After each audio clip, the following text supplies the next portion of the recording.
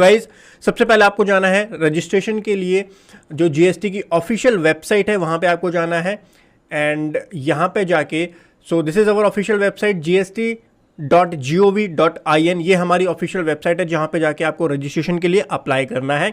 नीचे आप जाएंगे तो नीचे आपको दिखेगा टैक्स पेयर्स के लिए एंड यहाँ पर एक ऑप्शन होगा रजिस्टर नाउ का और फाइंड अ टैक्स पेयर का। तो मैं बताना चाहूँगा रजिस्ट्रेशन का जो प्रोसेस है जीएसटी का that is completely online, but even though आपकी वेरिफिकेशन जो है की जाती है, आपके सभी डॉक्यूमेंट्स की वेरिफिकेशन की जाती है, वैलिडेशन की जाती है एंड आपको यहाँ पर काफ़ी सारे डॉक्यूमेंट्स भी चाहिए होते हैं। ईच स्टेप वाइज पूरे प्रोसेस को समझेंगे, एक एक स्टेप को बहुत ही ध्यान से और पूरी वीडियो को लास्ट तक जरूर देखिएगा सो दैट आप सक्सेसफुली अपने जीएसटी रजिस्ट्रेशन करवा पाएं। रजिस्टर नाउ पे आपको क्लिक करना है। दो पार्ट्स होते हैं हमारे फॉर्म के। पार्ट ए काफ़ी इजी होता है जहां पे आपको अपनी बेसिक इन्फॉर्मेशन देनी होती है। पार्ट बी के अंदर आपको थोड़े टेक्निकल इन्फॉर्मेशन जो है वो वहां पर पुट करनी होती है। तो पार्ट ए हमारा ये होता है जहां पे आपको अपना यूजर क्रेडेंशियल्स जो है वो प्रिपेयर करने होते हैं। सो एक बार डिस्कस कर लेते हैं। वीडियो कंटिन्यू करने से पहले एक डिस्क्लेमर देना चाहूँगा, जितनी भी इन्फॉर्मेशन मैं यहाँ पे पुट कर रहा हूँ, चाहे नेम, एड्रेस, मोबाइल नंबर, जो भी पर्सनल इन्फॉर्मेशन है वो मेरी पर्सनल इन्फॉर्मेशन है, वो पब्लिक डोमेन में है, वो इन्फॉर्मेशन मैं यहाँ पर डाल रहा हूँ। किसी भी थर्ड पर्सन को इससे प्रॉब्लम नहीं होनी चाहिए। चलिए स्टार्ट करते हैं। सबसे पहले आपको यहाँ पर IMR यहाँ पे सेलेक्ट करना है। कैटेगरी ऑफ टैक्स पेयर क्या है, न्यू रजिस्ट्रेशन आपका ऑटोमेटिकली क्लिक रहेगा। IMR आपको अपनी कैटेगरी यहाँ से सेलेक्ट करनी है। आप टैक्स पेयर है, टैक्स डिडक्टर है, टैक्स कलेक्टर हैं, ई कॉमर्स ऑपरेटर अगर आप हैं यानी अमेजॉन, फ्लिपकार्ट वगैरह जो अपना रजिस्ट्रेशन करवाते हैं तो ई कॉमर्स टैक्स कलेक्टर में आपको करवाना होता है। जीएसटी प्रैक्टिशनर अगर आप हैं उसका रजिस्ट्रेशन अलग होता है। Non resident taxable person, UN body हैं आप, या असेंबली, फॉरेन कंट्री की एम्बेसी हैं आप, अदर नोटिफाइड पर्सन है, non resident online service provider अगर आप हैं तो आपकी कैटेगरी क्या है। सो अगर आप एक नॉर्मल टैक्स पेयर हैं तो आपको सबसे पहला जो ऑप्शन है टैक्स पेयर उसको सेलेक्ट करना होता है। उसके बाद आपको स्टेट सेलेक्ट करना होता है। आपको ये चीज़ पता होनी चाहिए, जीएसटी के अंदर आप एक पैन कार्ड से मल्टीपल स्टेट में भी रजिस्ट्रेशन ले सकते हैं और साथ ही में एक स्टेट के अंदर भी आप मल्टीपल जीएसटी नंबर ले सकते हैं। तो यहाँ पे आपको स्टेट सेलेक्ट करना है, किस स्टेट के लिए आप रजिस्ट्रेशन लेना चाहते हैं। सो फॉर एग्जाम्पल अभी हम दिल्ली यहां पर सेलेक्ट कर लेते हैं। उसके बाद में आपको डिस्ट्रिक्ट सेलेक्ट करना है। तो जो भी आपका एप्लीकेबल डिस्ट्रिक्ट है you need to select it from here. So north west Delhi हम सेलेक्ट कर लेते हैं एग्जांपल के लिए। Legal name of business, now इस पॉइंट को ध्यान से देखिएगा। Legal name as mentioned in your PAN card. तो आपका जो पैन कार्ड है, अब अगर आप एक प्रोप्राइटरशिप के लिए अप्लाई कर रहे हैं तो मैं आपको एक प्रोप्राइटरशिप का एग्जांपल यहां पर दे रहा हूं, यानी एक इंडिविजुअल का एग्जांपल दे रहा हूं। कंपनी के केस में कुछ डॉक्यूमेंटेशन एक्स्ट्रा हो जाते हैं, एलएलपी के केस में कुछ डॉक्यूमेंटेशन एक्स्ट्रा हो जाते हैं, वो भी मैं साथ के साथ आपको गाइड करता हुआ चलूंगा। तो पूरी वीडियो को ध्यान से देखिएगा, आपको सारी इंफॉर्मेशन इस वीडियो से मिलने वाली है। लीगल नेम में आपको डालना होता है वो नेम जो आपके पैन कार्ड के ऊपर मेंशन होता है। सो जो भी आपके पैन कार्ड के ऊपर नेम मेंशन है वो आप यहां पर पुट कर सकते हैं। मैं फिर से डिस्क्लेमर दूंगा, जो इन्फॉर्मेशन मैं डाल रहा हूं ये मेरी पर्सनल इन्फॉर्मेशन है और जो पब्लिक डोमेन में है और मैं अपनी इन्फॉर्मेशन यहाँ डिस्क्लोज करना चाहता हूं, ठीक है। रिटर्न वीडियो में मैं अपने अग्रीमेंट दे देता हूं यहाँ पर। उसके बाद परमानेंट अकाउंट नंबर आपको यहां पर अपना डालना होता है। उसके बाद में ईमेल एड्रेस आपको डालना होता है, मोबाइल नंबर आपको अपना डालना है एंड उसके बाद में टाइप द करेक्टर या आपको कैप्चा कोड डालना है एंड प्रोसीड करना है। नाउ आगे का प्रोसेस मैं समझा देता हूं, बहुत सिंपल प्रोसेस है। इसके बाद में आपके ईमेल आईडी पे एंड आपके मोबाइल नंबर पे एक ओटीपी आता है, उस ओटीपी को आपको वेरीफाई करना होता है। ओटीपी वेरिफिकेशन के बाद में आपका टीआरएन जनरेट होता है जिसको हम बोलते हैं temporary reference number and TRN से आपका पार्ट बी स्टार्ट होता है। मैंने आपको स्टार्टिंग में बताया था दो पार्ट में आपका रजिस्ट्रेशन किया जाता है जीएसटी में। पार्ट ए आपका यहां पर कंप्लीट हो जाता है। पार्ट ए होता है आपका टीआरएन जनरेट करना, पार्ट बी होता है आपके टीआरएन से लॉगिन करके एंड देन फिर अपनी सारी डिटेल्स को एंटर करना। सो मैं एक काम करता हूं, अपनी जितनी भी मेरी डिटेल्स बची हैं वो डिटेल्स डाल करके ओटीपी डाल करके आगे पार्ट बी की तरफ इसको कंटिन्यू करते हैं। सो ओटीपी हमने यहाँ पे पुट कर दिया है। ओटीपी पुट करने के बाद आप यहाँ पर प्रोसीड कर सकते हैं। प्रोसीड करते ही आपका टीआरएन नंबर जनरेट हो जाता है, टेम्परेरी रेफरेंस नंबर। अपने टेम्परेरी रेफरेंस नंबर को आप एक बार नोट करके रखिएगा। सो ये हमारा टेम्परेरी रेफरेंस नंबर है, इसको आपको जरूर नोट डाउन करके रखना है। बाकी आपके मेल पे भी ये चीज़ आ जाती है अगर आपने करेक्ट मेल आईडी दी है। देन आपको प्रोसीड करना है। यहाँ पर आपको यहाँ पर देन अपना टीआरएन नंबर मेंशन करना है। उसके बाद में कैप्चा कोड डालने के बाद यहाँ पे आपको प्रोसीड करना है। अगेन आपके ईमेल आईडी और मोबाइल नंबर पे एक मेल आएगी एंड मेल में आपका ओटीपी होगा। सो ओटीपी आपको यहाँ पर पुट करना है। परफेक्ट। ओटीपी पुट करने के बाद आप यहाँ पे प्रोसीड करेंगे तो आपकी यहाँ पर एप्लीकेशन आपको शो करेगा कि आपकी क्रिएशन डेट क्या है, हमने आज ही एप्लीकेशन प्रिपेयर की है, इसका फॉर्म नंबर क्या है, GST REG 01 जो होता है ये फॉर्म का नंबर होता है जो कि आपको अप्लाई करते टाइम ये वाला फॉर्म फिल करना होता है। यही फॉर्म अभी हम डिटेल में फिल करेंगे। Application for new registration, expiry date ये इसको भी नोट कर लीजिए। अगर आप 27 सितंबर तक इसको नहीं करेंगे तो आपकी मतलब 15 डेज के लिए आपके पोर्टल पर TRN नंबर आपका वैलिड रहता है। 15 डेज के बाद आपका वो TRN नंबर एक्सपायर हो जाता है अगर आपने उसको एक्सरसाइज नहीं किया, आपने फॉर्म को फाइल नहीं किया। तो अभी हमारा स्टेटस ड्राफ्ट में है। अब समझते हैं किस तरीके से आपको यहाँ पर डिटेल फिल करनी है एंड प्रोसीड करना है। ध्यान से देखिए क्योंकि छोटी छोटी कंफ्यूजन होती है, छोटी छोटी गलतियाँ होती हैं जिसकी वजह से आपको नोटिस आते हैं। अगर आप सही से काम करेंगे तो नोटिस आने के चांसेस बहुत ही कम हो जाते हैं। सबसे पहले बात करेंगे बिजनेस डिटेल्स की। सो बिजनेस डिटेल्स के अंदर ये सब ऊपर देखिए हमारी टैब है। इस टैब के अंदर आपको पहले बिजनेस डिटेल, प्रोमोटर या पार्टनर की detail, authorised signatory, authorised representative, place of supply, additional place of supply, goods and services, state specify करना है, आधार ऑथेंटिकेशन, लास्ट में वेरिफिकेशन। ये पूरा फॉर्म है। पूरी वीडियो को ध्यान से देखिएगा, सारी चीजें हम डिटेल में डिस्कस करेंगे। पहला पॉइंट है legal name of business and आपका permanent account number and date of creation of PAN हमारा ये है। उसके बाद में ट्रेड नेम आपको यहाँ पर पुट करना है। जो भी आपका ट्रेड नेम है वो ट्रेड नेम हम यहाँ पर पुट कर देते हैं। कॉन्स्टिट्यूशन ऑफ बिजनेस में आपको क्या डालना है, इस चीज़ को एक बार ध्यान से देखिए। कॉन्स्टिट्यूशन ऑफ बिजनेस में क्या डालेंगे, जो एप्रोप्रिएट क्लास है आपकी बिजनेस की, फॉरेन कंपनी है, LLP है, लिमिटेड लायबिलिटी पार्टनरशिप फॉरेन की है, government department, Hindu undivided family, limited liability partnership, local authority, other partner, other मत सेलेक्ट कीजिएगा, नोटिस आ जाएगा सर। पार्टनर, क्योंकि आपसे पूछा जा सकता है कि वो अदर क्या है कैटेगरी। पार्टनरशिप है, लिमिटेड लायबिलिटी पार्टनरशिप है, प्रोप्राइटरशिप है। तो मैंने आपको बताया था आज हम इंडिविजुअल सोल प्रोप्राइटरशिप या फिर इंडिविजुअल क्या रजिस्ट्रेशन करना सीखेंगे। तो प्रोप्राइटरशिप आपको सेलेक्ट करना है अगर आप एज अ इंडिविजुअल अपनी फर्म को रजिस्टर करवाना चाहते हैं। Public limited company, public sector undertaking, society, club, trust, AOP, statutory body and unlimited company, सारी बहुत सारी नंबर ऑफ डिटेल्स यहाँ पर कवर है। तो हम यहाँ पर प्रोप्राइटरशिप को सेलेक्ट करेंगे। एडिशनल ट्रेड नेम अगर आप देना चाहते हैं, काफ़ी बार ऐसा होता है कि आपका बिलिंग एड्रेस कुछ और होता है, आपका ट्रेड नेम कुछ और होता है। सो कोई और ट्रेड नेम अगर आप देना चाहते हैं वो भी आप यहाँ पर ऐड कर सकते हैं। ये ऑप्शन हमारा रिसेंटली अभी कुछ टाइम पहले ही ऐड हुआ है। यहाँ पर आप एक ही GST के ऊपर मल्टीपल ट्रेड नेम जो है वो रजिस्टर करवा सकते हैं। पहले दिक्कत ये आती थी कि अगर आपको एक दूसरे ट्रेड नेम से काम करना है तो आपको वहां पे दूसरा GST नंबर लेना होता था। अब एक ही GST नंबर पे आप 2 ट्रेड नेम से भी काम कर सकते हैं। एक मेन ट्रेड नेम है और एक एडिशनल ट्रेड नेम में आप डाल सकते हैं। 2 से ज़्यादा ट्रेड नेम भी आप ऐड कर सकते हैं। उसके बाद नेम ऑफ स्टेट आपका आ जाएगा। डिस्ट्रिक्ट हमने सेलेक्ट किया था, पार्ट A में, वो यहाँ से पुट होकर के आ जाएगी। देन हमारे पास ऑप्शन आता है, are you applying for registration as a casual taxable person.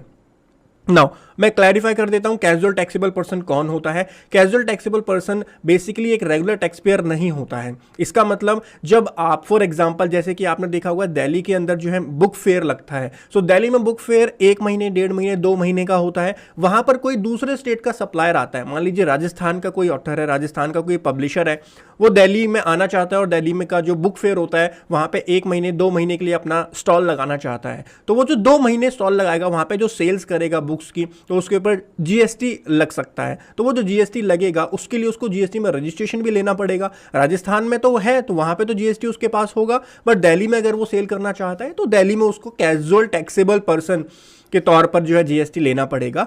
तो ऐसे टैक्स पेयर के लिए ही खाली यहां पर उनको इनेबल करना होता है। अदरवाइज अगर आप एक रेगुलर टैक्स पेयर के फॉर्म में GST रजिस्ट्रेशन लेना चाहते हैं तो आपको यहां पर इनेबल करने की जरूरत नहीं होती है। तो मेरे पास क्वेरीज आती हैं कि सर यहाँ पे एक येस करना है, नो करना है, तो इसीलिए मैंने क्लैरिफाई कर दिया कि कैजुअल टैक्सेबल पर्सन कौन होता है। मूविंग फर्दर, नेक्स्ट हमारा पॉइंट आता है opting for composition. Now composition scheme होती है GST के अंदर, इसको भी मैं ब्रीफली एक्सप्लेन कर देता हूं। GST में 2 स्कीम्स होती हैं, एक रेगुलर टैक्स पेयर्स होते हैं, एक कंपोजिट टैक्सेबल पर्संस होते हैं।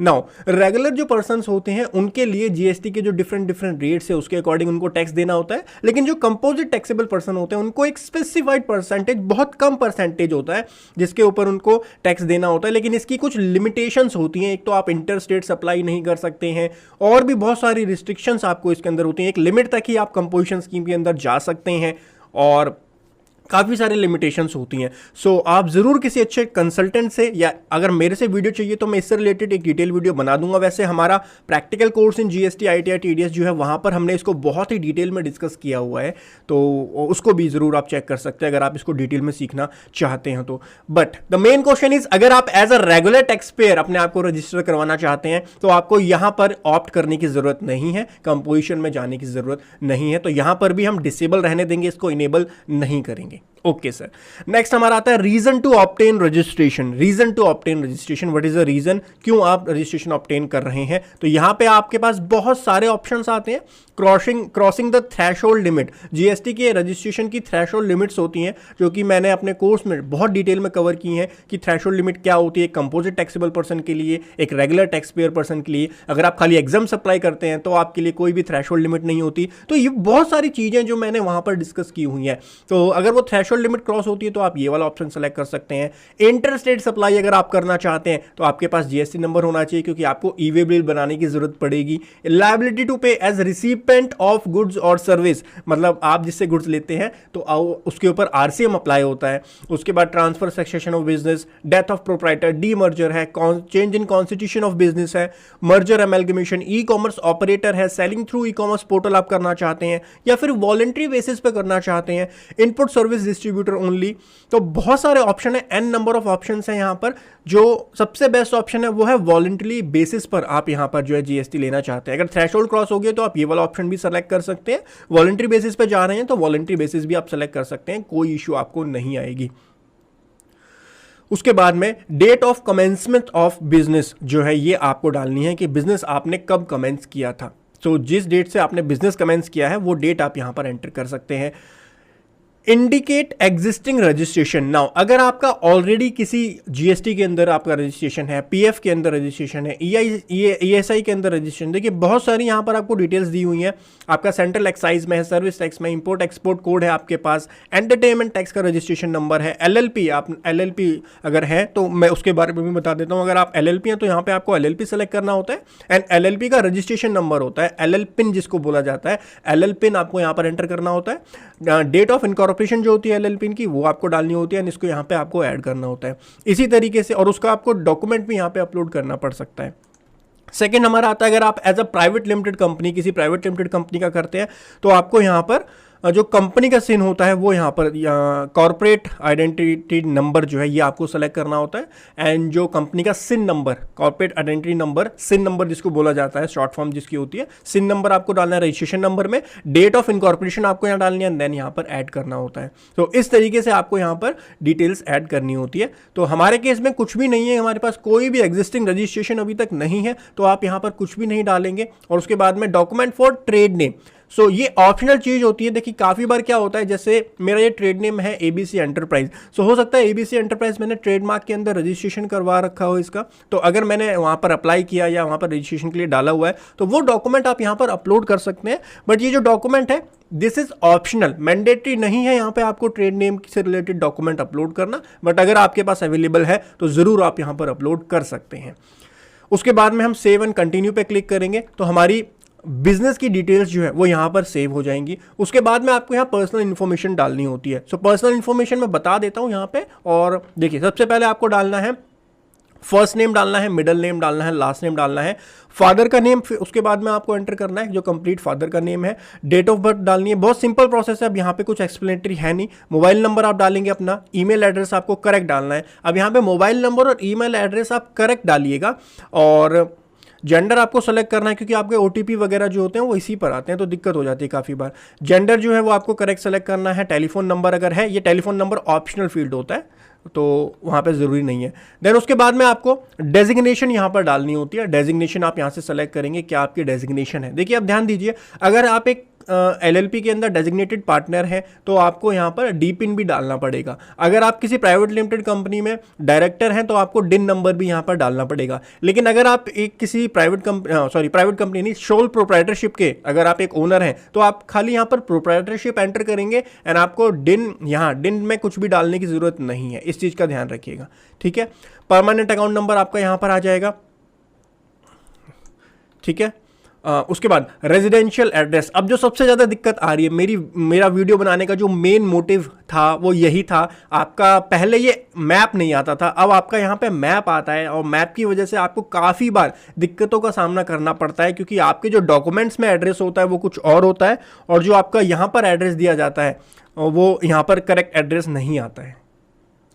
चलिए देखते हैं किस तरीके से आपको करेक्ट एड्रेस यहाँ पर अपना डालना होता है। तो सबसे पहले आपको यहाँ पर लोकेट करना है एड्रेस मैप के अंदर। जो भी आपका पिन कोड है वो एक बार डालिए यहाँ पर। तो पिन कोड से देखिए, अच्छा जो भी इन्फॉर्मेशन मैं दे रहा हूँ, मैं फिर से डिस्क्लेमर दे देता हूँ, ये मेरी पर्सनल इन्फॉर्मेशन है, पब्लिक डोमेन में ऑलरेडी अवेलेबल है, तो किसी थर्ड पर्सन को इससे प्रॉब्लम नहीं होनी चाहिए, ठीक है। मैं डिस्क्लेमर बार बार दे रहा हूँ क्योंकि मेरे पास कंप्लेंट आती है, लोग बोलते हैं सर आप पर्सनल इन्फॉर्मेशन लोगों की शेयर कर देते हो, तो ये मैं अपनी पर्सनल इन्फॉर्मेशन शेयर कर रहा हूँ, किसी भी सेकंड पर्सन को इससे कोई भी दिक्कत नहीं होनी चाहिए, ठीक है। और यहाँ पे आपका देखिए डिटेल आ जाएगी। तो यहाँ कभी कभार कंप्लीट एड्रेस नहीं आता है, तो आप एक बार पिन कोड सेलेक्ट कर दीजिए। पिन कोड के बाद में आपको यहाँ से एड्रेस जाना है कि आपका एग्जैक्ट एड्रेस क्या है, वहाँ पे आपको इसको पिन करना है। तो यहाँ पे देखिए नीचे पिन कोड आ रहा है, नीचे देखिए एक बार, ये आपको पिन कोड दिख रहा है, पिन कोड पे आप डालिए 110086। ये मैं अपना डाल रहा हूँ, आप अपना डालेंगे यहाँ पर, ठीक है। पिन कोड हमने सेलेक्ट कर दिया। पिन कोड सेलेक्ट करने के बाद में आपका स्टेट यहाँ पर आ जाएगा, डिस्ट्रिक्ट यहाँ पर आ जाएगा, सिटी टाउन यहाँ पर आपका आ जाएगा। उसके बाद में लोकेलिटी या सब लोकेलिटी ऑप्शनल है, यहाँ आप डालना चाहते हैं तो डाल सकते हैं। उसके बाद में एंटर रोड, स्ट्रीट या लेन, ये आपको डालना पड़ता है। यहाँ पर हम डाल देते हैं।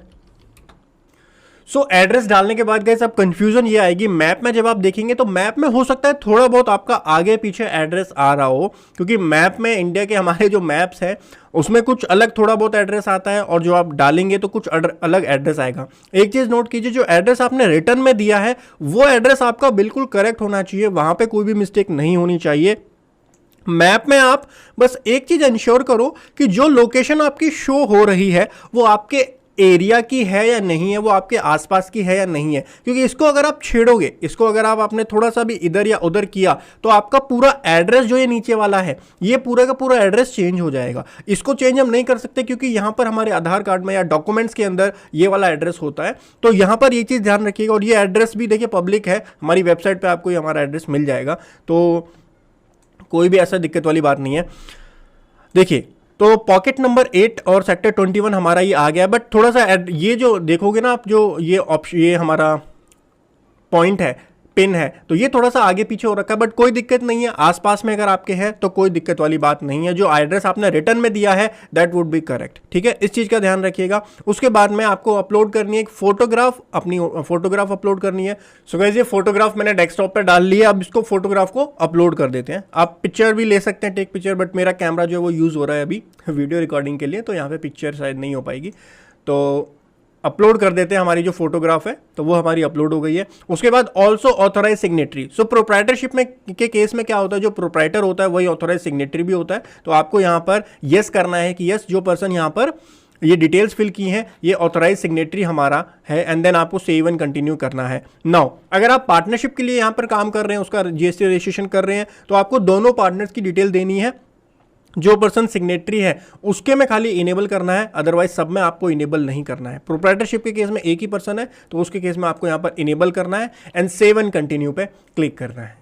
सो गाइस प्रमोटर या पार्टनर की डिटेल डालने के बाद में आपको डालनी होती है ऑथराइज सिग्नेटरी की डिटेल। ऑथराइज सिग्नेटरी मैंने आपको बताया, देखिए क्या होता है, एलएलपी में, प्राइवेट लिमिटेड कंपनी में ऑथराइज सिग्नेटरी एक पर्सन को अपॉइंट किया जाता है, तो वहाँ पे आपको बोर्ड ऑफ रेजोल्यूशन जो होता है वो भी यहाँ पर अटैच करना पड़ता है। लेकिन प्रोप्राइटरशिप के केस में ऐसा नहीं होता। अगर मैं एक प्रोप्राइटरशिप फर्म का ओनर हूं तो मैं ही उसका ऑथराइज सिग्नेटरी भी होऊंगा। तो यहाँ पर अगर आप एक प्रोप्राइटरशिप है, एज ए इंडिविजुअल अपना जीएसटी रजिस्ट्रेशन कर रहे हैं, तो आपको यहाँ पे कोई एडिशनल डॉक्यूमेंट डालने की जरूरत नहीं है। ऑथराइज सिग्नेटरी के अंदर आपको जस्ट टिक करना है प्राइमरी ऑथराइज सिग्नेटरी, इस पर आपको टिक कर देना है एंड नीचे जाकर के आपको कोई इन्फॉर्मेशन यहाँ पर एडिशनल नहीं डालनी, सेव एंड कंटिन्यू पे बस क्लिक करना है एंड इसको यस कर दीजिए।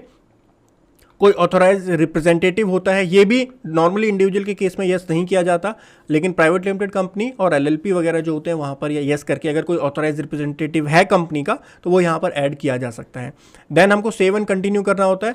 नेक्स्ट हमारा आता है मोस्ट इंपॉर्टेंट चीज, place of business, principal place of business, यानी जहां से आप अपना बिजनेस ऑपरेट कर रहे हैं। यहां पर सबसे बड़ी दिक्कत आती है और सबसे जो ज्यादा ऑब्जेक्शंस आती हैं, शो कॉज नोटिस आते हैं डिपार्टमेंट की तरफ से, वो इसी पॉइंट के अंदर आते हैं। ध्यान से देखिएगा किस तरीके से आपको यहां पे करेक्ट एड्रेस डालना है और कौन कौन से डॉक्यूमेंट्स आपको यहां पर एंटर करने होते हैं। तो सबसे पहले आपको यहां पर अपना एड्रेस लोकेट करना है कि कौन सी जगह पे आप बिजनेस कर रहे हैं। ना यहां पे आप एड्रेस, सबसे पहले पिन कोड डालेंगे आप। ये एड्रेस वही डालिएगा जो आपके डॉक्यूमेंट्स में है। डॉक्यूमेंट्स क्या अटैच करने होते हैं सर? देखिए, अगर आपने ओन किया हुआ है तो आप जो है म्युनिसिपल टैक्स की रिसीट लगा सकते हैं, साथ ही में आपके प्रॉपर्टी के डॉक्यूमेंट्स हैं वो लगा सकते हैं, इलेक्ट्रिसिटी बिल आपके पास है उस रेजिडेंशियल एड्रेस का वो आप लगा सकते हैं। ये डॉक्यूमेंट्स जो है वैलिड डॉक्यूमेंट्स होते हैं ओनरशिप प्रूफ के, वो आप लगा सकते हैं अगर आपका अपना रेजिडेंट है, आपका अपना ऑफिस है। अगर आपने रेंट पे लिया हुआ है तो आप रेंट एग्रीमेंट भी यहाँ पर अटैच कर सकते हैं, और रेंट एग्रीमेंट के साथ में इलेक्ट्रिसिटी बिल या फिर ओनरशिप का डॉक्यूमेंट भी ले लीजिएगा ओनर का, वो भी अटैच कर दीजिए। क्योंकि काफ़ी बार देखा गया है कि ना जो हमारे ऑफिसर्स होते हैं वो मांग लेते हैं, ओनरशिप का प्रूफ भी मांग लेते हैं, इवन दो आप रेंट एग्रीमेंट अटैच कर दोगे तब भी। आजकल थोड़ा सा स्ट्रिक्ट हो गया जीएसटी में रजिस्ट्रेशन, इसीलिए डॉक्यूमेंटेशन सारे प्रॉपर रखिएगा अपने पास में। एक सिनेरियो और आता है कि सर घर तो हमारी फैमिली में किसी के नाम पे है, हमारी मदर के नाम पे है, फादर के नाम पे है, बट हम वहां पर अपना बिजनेस करना चाहते हैं। उस सिचुएशन में आपके पास दो ऑप्शन होते हैं, या तो आप एक रेंट एग्रीमेंट कर लीजिए अपने पेरेंट्स के साथ में और उस रेंट एग्रीमेंट के बेसिस पर यहां पर आप रजिस्ट्रेशन ले सकते हैं। दूसरा ऑप्शन आपके पास ये रहता है कि आप एक नो ऑब्जेक्शन सर्टिफिकेट, एनओसी का सर्टिफिकेट जो होता है वो ले सकते हैं। और एनओसी भी आपको नॉर्मल एनओसी नहीं लेना, सारी इंफॉर्मेशन होनी चाहिए उसके ऊपर, प्लस वो नोटराइज्ड भी होना चाहिए। नॉर्मल एनओसी मत लगाइएगा, नोटराइज जरूर करवा लीजिएगा किसी एडवोकेट से, उसके बाद में उसको अटैच कीजिएगा तो वो इजीली अप्रूव हो जाता है और एक वैलिड डॉक्यूमेंट, वैलिड प्रूफ माना जाता है वो आपके एड्रेस का। ठीक है, तो यहाँ पे आप सबसे पहले सेलेक्ट कीजिए आपका जो पिन कोड है। पिन कोड सेलेक्ट करने के बाद में आपको डिस्ट्रिक्ट सेलेक्ट करना है, सिटी, टाउन, विलेज आ जाएगा। एंटर सब लोकेलिटी, वो आपकी यहाँ पर एंटर आ जाएगी। जो भी आपकी सब लोकेलिटी है वो आप यहाँ पर एंटर कर दीजिए। रोड या स्ट्रीट नंबर आप यहाँ से डाल सकते हैं, तो यहीं पे हम डाल देते हैं। एक सेकंड रुको, ये मैंडेटरी है। देखिए जो मैंडेटरी है वहाँ पर डालिएगा, अब ये तो ऑप्शनल है लोकेलिटी वाला, तो हम डाल देते हैं यहाँ पर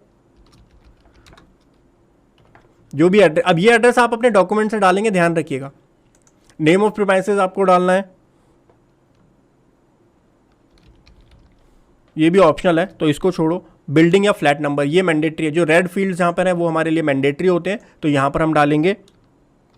ना जैसे यहाँ पर आप अपनी एड्रेस के डिटेल्स डालेंगे तो ऊपर देखिए आपका जो ये पिन है ये भी आपका ऑटोमेटिकली वहीं पे आ जाना चाहिए। अब यहाँ पे ध्यान रखिएगा, आप एग्जैक्ट, फिर से वही सेम चीज मैं रिपीट करूंगा, एग्जैक्ट ले जाने की कोशिश करोगे तो आपका एड्रेस नीचे चेंज हो जाएगा, तो इसको बिल्कुल एग्जैक्ट ले जाने की कोशिश मत करना। बस ये चीज मेक श्योर कर लेना कि जो आपकी लोकेलिटी है वो लोकेलिटी में ये फॉल होता है एड्रेस है, नहीं होता है, इस चीज को जस्ट मेक श्योर कर लीजिए। क्योंकि जो एड्रेस आपको डालना है वो डॉक्यूमेंट्स के अकॉर्डिंग डालना है, और काफी बार डॉक्यूमेंट में क्या होता है कुछ इंफॉर्मेशन इधर उधर होती है या मैप पे हमको एग्जैक्ट इन्फॉर्मेशन नहीं मिलती है, तो इसीलिए आप ध्यान रखिए जो भी आप रिटर्न में एड्रेस दे रहे हैं वो आपके डॉक्यूमेंट्स के अकॉर्डिंग होना चाहिए, और जो मैप में लोकेशन आ रही है वो आपके अप्रॉक्सीमेट में होनी चाहिए, मतलब आसपास में अगर है तो ठीक है। जैसे हमारा सेक्टर 21 है तो ये पॉकेट 8 के अंदर एड्रेस दिखा रहा है तो ये ठीक है। देखिए जैसे मैं इसको मूव करने के लिए ले जाऊंगा अपने एग्जैक्ट एड्रेस पे, तो एग्जैक्ट एड्रेस पे थोड़ा सा दिक्कत करेगा, ये मेरे को कुछ और एड्रेस दिखा रहा है और मेरा एड्रेस नीचे अगर मैं इसको कंफर्म करूंगा तो ये नीचे वाला एड्रेस मेरा गलत हो जाएगा। इसीलिए आप ये मत कीजिएगा, यहां पर जो आ रहा है अप्रॉक्सीमेट बस उसको रखिए, एंड उसके बाद में नीचे जाकर के उसके बाद आपको डालना है आपका वार्ड क्या पड़ेगा, तो यहां से आपको वार्ड वैसे ऑटोमेटिकली आजकल आ जाता है। कमिश्नरेट आपको सेलेक्ट करना है, तो हमारा वेस्ट पड़ता है, उसके बाद 112 हमारा कमिश्नरेट पड़ता है, वो हम यहाँ से सेलेक्ट कर लेंगे। कमिश्नरेट के लिए आप क्या कर सकते हैं, सीबीएसई की वेबसाइट चेक कर सकते हैं, एंड अगर आपको ये circle sector state jurisdiction check करना है तो उसके लिए स्टेट की वेबसाइट आप चेक कर सकते हैं। जैसे दिल्ली के लिए दिल्ली वैट है, दिल्ली वैट की वेबसाइट पे DVAT पे आपको वो मिल जाएगी उसकी इन्फॉर्मेशन। स्टेट जुडिक्शन आप यहाँ लिंक पे जा करके, या दिया हुआ है हमको, यहाँ पे जा करके एडवांस में जाना है, प्रोसीड करना है, एंड यहाँ पे आपको उसकी इन्फॉर्मेशन मिल जाएगी किस तरीके से आपको अपना जुडिक्शन यहाँ पर चेक करना होता है। तो सर्विसेज में आप जाएंगे, सर्विसेज के अंदर नो योर जुडिक्शन में आपको जाना है, एंड यहाँ पे जैसे दिल्ली का हम देख रहे हैं तो दिल्ली का हमारे पास यहाँ पर ही आ जाता है, दिल्ली के जोन्स आ जाते हैं, तो कौन कौन से जोन में आपका कवर होता है वो आप सेलेक्ट कर लीजिए नॉर्थ जोन में, और फिर नॉर्थ जोन के अंदर आप नीचे जाएंगे तो आपको देखो पूरी एड्रेस डिटेल्स वगैरह सारी डिटेल्स यहाँ पर मिल जाएगी। तो इस तरीके से आप यहाँ पर सर्च कर सकते हैं। उसके बाद में आप एड्रेस, ईमेल वगैरह डिटेल्स डालेंगे। उसके बाद में आपको डॉक्यूमेंट्स अपलोड करने होते हैं। अब ये बहुत इंपॉर्टेंट चीज़ है, इसको बहुत ध्यान से देखिएगा। डॉक्यूमेंट जो आपके हैं, नेचर ऑफ पोजेशन या प्रोमाइसेस आपको सेलेक्ट करना है, उसके बाद डॉक्यूमेंट अपलोड करना है। अब मैंने आपको बताया था, आपको सबसे पहले सेलेक्ट करना है कि नेचर ऑफ प्रोमाइसेस क्या है, क्या वो कंसेंटेड है, लीज्ड है, अदर ओन, रेंटेड और शेयर्ड। तो यहाँ पर जो मोस्ट कॉमनली देखा गया है वो आपका ओन्ड या रेंटेड ही आता है। तो अगर आपका ओन्ड है तो ओन करके आप इलेक्ट्रिसिटी बिल अपना अपलोड कर सकते हैं, या फिर लीगल ओनरशिप डॉक्यूमेंट जो आपके होते हैं वो अपलोड कर सकते हैं, म्यूनिसिपल खाता कॉपी कर सकते हैं, या प्रॉपर्टी टैक्स की रिसीट आप यहाँ पे अपलोड कर सकते हैं। अगर वो रेंटेड है तो रेंटेड के केस में आपको यहाँ पर रेंट एग्रीमेंट जो है वो सेलेक्ट करना है और रेंट एग्रीमेंट यहाँ पर अपलोड करना होता है। और रेंट एग्रीमेंट के साथ में मैंने आपको बताया आप इलेक्ट्रिसिटी बिल ओनर का भी अपलोड कर दीजिए, तो that would be better. Document upload करने के बाद में आपको सेलेक्ट करना है नेचर ऑफ बिजनेस एक्टिविटी क्या है आपकी, bonded warehouse, factory, leasing business, retail business, work contract, export oriented unit, import, office sale, warehouse, other, export, supplier, recipient. Other में करोगे तो आपको स्पेसिफाई करना पड़ेगा क्या है। अगर इसमें से फॉल होता है, आपका रिटेल बिजनेस है तो रिटेल पे सेलेक्ट कीजिए, वेयर हाउस है तो वेयर हाउस पे सेलेक्ट कीजिए। आप मल्टीपल चीज़ों पे भी सेलेक्ट कर सकते हैं। सप्लाई ऑफ सर्विस है तो सर्विस पे सेलेक्ट कीजिए। तो जो भी एप्लीकेबल है वो एप्लीकेबल डिटेल्स आपको यहाँ पर सेलेक्ट करनी है। नाउ इसके बाद में एक चीज़ और आती है, वो भी मैं एक्सप्लेन कर देता हूँ, एडिशनल प्लेस ऑफ बिजनेस। अब हो सकता है दिल्ली के अंदर मेरी 2 ब्रांचेस हो, या दूसरी एक जगह मेरा मैन्युफैक्चरिंग होता है और दूसरी जगह पे मेरा शोरूम है, तो दोनों जगह पे एक ही जीएसटी से मैं काम कर सकता हूं। यस, बिल्कुल आप एक जीएसटी से काम कर सकते हो। आपको जस्ट एक additional place of business add करना पड़ेगा अपने बिजनेस के अंदर। तो उसके लिए यहां पे आपको ये इनेबल करना पड़ेगा। इससे नेक्स्ट वाला जो ऑप्शन है एडिशनल प्लेस ऑफ बिजनेस, यहां पर आपको डिटेल्स डालनी है, इसी तरीके से एड्रेस डालना है और उसके भी डॉक्यूमेंट्स आपको अपलोड करने पड़ेंगे। सो हम यहां पर ओन करके और हमारा जो इलेक्ट्रिसिटी बिल है, इलेक्ट्रिसिटी बिल को हम यहां पर अपलोड कर देते हैं। सो यहां पर आप जाएंगे, इलेक्ट्रिसिटी बिल सेलेक्ट कीजिए, चूज फाइल कीजिए और इलेक्ट्रिसिटी बिल डॉक्यूमेंट जो है वो अपलोड करना है। मैक्सिमम फाइल साइज का ध्यान रखिए। देखिए हमारी फाइल अपलोड नहीं हुई है, 100 KB तक का ही हम खाली इलेक्ट्रिसिटी बिल यहाँ पर अपलोड कर सकते हैं। तो ये इश्यू एक बहुत ज़्यादा आता है। तो इसका क्या सोल्यूशन है वो मैं बता देता हूँ। आपको जाना है रिड्यूस PDF साइज, आप गूगल पर डालेंगे तो आपको यहाँ पर जो है बहुत सारे ऑप्शंस मिल जाएंगे। आपको अपलोड करना है अपना इलेक्ट्रिसिटी बिल एंड इसके बाद में कंप्रेस करनी है PDF।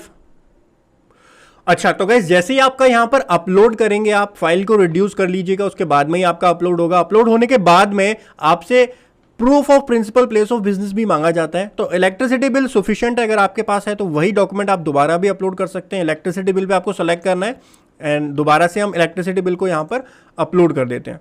चलो तो गाइस देखिए 2 बार हमने इलेक्ट्रिसिटी बिल यहाँ पे अपलोड कर दिया। उसके बाद आपको सेव एंड कंटिन्यू पे क्लिक करना है। सब लोकेलिटी वाला पॉइंट आपको ये वार्निंग देता है, कोई दिक्कत नहीं है, आप यहाँ पर जो है यस कर सकते हो, ऑप्शनल फील्ड होता है वो। उसके बाद एडिशनल प्लेस ऑफ बिजनेस, अगर आपका कोई है, एक ही स्टेट में 2 ब्रांच है, तो आपको एडिशनल प्लेस ऑफ बिजनेस की डिटेल डालनी है, उसका भी आपको डॉक्यूमेंटेशन देना पड़ेगा, प्रूफ यहाँ पर अपलोड करना पड़ेगा। रेंट एग्रीमेंट है या ओनरशिप प्रूफ है, electricity bill, municipal tax corporation की रिसीट, वो सारी चीज़ें आपको यहाँ पर भी अपलोड करनी पड़ेंगी अगर आप additional place of business enter करते हैं। कोई नहीं है तो आप सिंपली इसको कंटिन्यू कर सकते हैं। उसके बाद में गुड्स एंड सर्विस की इन्फॉर्मेशन यहाँ पर देनी है। तो एक सर्विस हमने यहाँ ऐड की हुई है, तो आपको HSN कोड उसका सर्च करना है। जो भी आपकी सर्विस है, गूगल पे आप सिंपली सर्च कर सकते हैं आपकी गुड्स का HSN कोड क्या है। जो आपकी मेन गुड्स है खाली उसका आप डाल दीजिए, कोई दिक्कत वाली बात नहीं है। वैसे टॉप 5 सर्विसेज का या 5 गुड्स का HSN कोड आप यहाँ पर एंटर कर सकते हैं। उसके बाद में सेव एंड कंटिन्यू पे आपको क्लिक करना है। स्टेट स्पेसिफिक इन्फॉर्मेशन भी ध्यान से नोट कर लीजिए। काफ़ी स्टेट ऐसे होते हैं जहां पर आपको प्रोफेशनल टैक्स रजिस्ट्रेशन की रिक्वायरमेंट होती है कोई भी बिजनेस करने से पहले। जैसे कि बात करूं अगर मैं वेस्ट बंगाल की या महाराष्ट्र की, तो वहां पे आपको PT लाइसेंस जरूरी होता है कोई भी बिजनेस करने के लिए। तो GST नंबर लेने से पहले मेक श्योर कर लीजिए आप एक बार प्रोफेशनल टैक्स का लाइसेंस ले लीजिए, वो नंबर ले लीजिए एंड वो यहाँ पर जरूर डालिए। दूसरा, अगर आप किसी ऐसे स्टेट में अप्लाई कर रहे हैं जहां पे PT लगता ही नहीं है, जैसे कि दिल्ली के अंदर PT की कोई एप्लीकेबिलिटी नहीं होती है, तब आपको यहाँ कुछ भी डालने की जरूरत नहीं है। तो अगर आपके पास कोई PT जैसे प्रोफेशनल टैक्स रजिस्ट्रेशन सर्टिफिकेट है तो उसकी डिटेल्स आप डाल सकते हो। स्टेट एक्साइज लाइसेंस नंबर है, उसका नंबर आपको डालना है एंड उसके बाद में आपको यहाँ पर कंटिन्यू करना है। एक चीज़ का ध्यान रखिए, वेस्ट बंगाल, महाराष्ट्र और ऐसे जो स्टेट्स होते हैं ना, वहाँ पे आपको चाहिए होता है प्रोफेशनल टैक्स रजिस्ट्रेशन का नंबर, तो एक ले लीजिए तो ज़्यादा बेटर रहेगा। आधार ऑथेंटिकेशन वाला पॉइंट, सर इस पॉइंट को ध्यान से देखिए, इसको यस करना है। आपका आधार नंबर आपके मोबाइल नंबर से लिंक होना चाहिए, पहले तो ये चीज़ नोट कर लीजिए, क्योंकि आपका ओटीपी आएगा मोबाइल नंबर के ऊपर और आपको यहाँ पर यस करना है, सो दैट आपका फिजिकल वेरिफिकेशन ना हो। अगर आप यहाँ पे नो करेंगे तो फिजिकल वेरिफिकेशन की रिक्वायरमेंट आती है, तो नो मत कीजिएगा, यहाँ पे यस कीजिएगा। आपकी ईमेल पे एक लिंक आएगा, अभी मैं वो प्रोसेस पूरा समझाऊंगा आपको थोड़ी देर में। तो यहाँ पे यस करना है, उसके बाद आपको सेव एंड कंटिन्यू करना है एंड यहाँ पे आपको ओके करना है। यहाँ पे टिक करके अपना ऑथराइज सिग्नेटरी में आप अपनी डिटेल सेलेक्ट करेंगे, प्लेस डालेंगे, उसके बाद सबमिट कर देंगे ईवीसी की हेल्प से, तो आपकी एप्लीकेशन यहाँ पर सबमिट हो जाएगी। बट अभी एप्लीकेशन फाइल नहीं हुई है, रुक जाइए। एप्लीकेशन फाइल आपकी कब मानी जाएगी सर, मैं बताता हूँ। अभी एप्लीकेशन फाइल नहीं हुई है, आपके मोबाइल पर 5 से 10 मिनट में आपकी ईमेल आईडी पर आएगा एक वेरिफिकेशन लिंक, आपको उस लिंक पर क्लिक करना है। लिंक पर क्लिक करने के बाद आपको अपना आधार नंबर वहां पर डालना है। आपके आधार से जो मोबाइल नंबर लिंक है उसके ऊपर एक ओटीपी जाता है, वो ओटीपी आपको वहां पे एंटर करना है एंड उसके बाद में आपका वैलिडेट हो जाता है आधार ओटीपी। उसके बाद में आपका 10 से 15 मिनट के अंदर एआरएन जनरेट होता है, एक्नॉलेजमेंट नंबर उसको बोला जाता है। सो एआरएन जनरेट होने के 7 वर्किंग डेज के अंदर अगर सब कुछ ओके है, सारे डॉक्यूमेंट्स आपके ओके हैं, आपने सारी डिटेल्स करेक्ट भरी हैं, तो आपका जीएसटी रजिस्ट्रेशन नंबर आ जाता है। आपकी मेल के ऊपर आता है, आपके पास एक मेल आती है जहां पे वेलकम टू जीएसटी फैमिली लिखा होता है,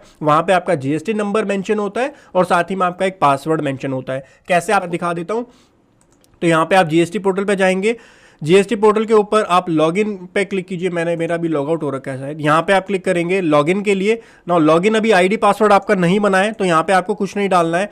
आपको क्या करना है, नीचे लिखा होता है first time login, first time login पे आपको क्लिक हेयर पे क्लिक करना है एंड देन उसके बाद में यहाँ पे आपको अपना जीएसटी नंबर डालना है। सबसे पहले आपको अपना जीएसटी नंबर डालना है, नीचे पासवर्ड जो आपकी ईमेल आईडी पे आया है वो पासवर्ड यहाँ पे आप डालेंगे, कैप्चा कोड डालेंगे एंड लॉगिन पे क्लिक करेंगे। उसके बाद आप अपना नया पासवर्ड क्रिएट करेंगे एंड आईडी और पासवर्ड से आप जो है फिर लॉगिन कर पाएंगे फ्यूचर के अंदर। सो इस तरीके से आपको अपना जीएसटी नंबर जो है वो बनवाना होता है। कॉम्प्लिकेटेड प्रोसेस है, आशा करता हूँ आपको सारे पॉइंट्स मैंने एक्सप्लेन किए हैं। अगर कोई भी डाउट अभी भी रह जाता है या आपको कोई इशू आता है तो नीचे कमेंट सेक्शन में आप पूछ सकते हैं। Thank you so much guys for joining today's session. Have a great time, हंसते रहिए, मुस्कुराते रहिए।